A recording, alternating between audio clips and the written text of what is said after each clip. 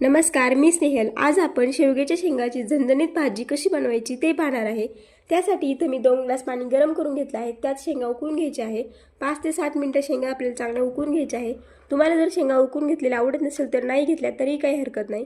आता एका पॅनमध्ये तेल गरम करून घ्यायचं आहे। त्यात घेतलेले खोबऱ्याचे पातळ काप टाकून घ्यायचे, हलकेसे परतून घ्यायचे। खोबरे चांगले परतून झाले की त्यामध्ये घेतलेला कांदा देखील परतून घ्यायचा। कांदा 2 ते 3 मिनिटं चांगल्या तेलामध्ये परतून घ्यायचा। त्याआधी कांदा आपल्याला भाजून घ्यायचा आहे, नंतर तेलामध्ये परतून घ्यायचा। आता एका मिक्सरच्या भांड्यामध्ये घेतलेले खोबरे, लसूण, अद्रक, कोथिंबीरच्या काड्या बारीक करून घ्यायच्या आहे। त्यानंतर कांदा देखील बारीक करून घ्यायचा आहे। थोडे पाणी टाकून याची एक फाईन पेस्ट तयार करायची आहे। त्यानंतर कढईमध्ये 2 चमचे तेल गरम करून त्यामध्ये जिरे मोहरी टाकायची।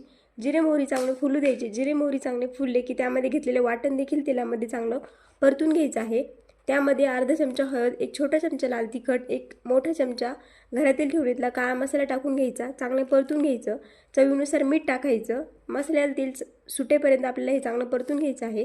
त्यानंतर घेतलेल्या शेंगा टाकून घ्यायच्या, परतून घ्यायचं व गरम पाणी टाकून आपल्याला भाजी 5 ते 10 मिनिटांसाठी चांगली उकळून घ्यायची आहे। भाजी आपली इथं तयार झाली आहे। तुम्ही ही भाकरीसोबत, पोळीसोबत खाऊ शकता। एकदा या पद्धतीने ही भाजी नक्की करून बघा। रेसिपी आवडली तर चॅनलला जरूर सबस्क्राईब करा।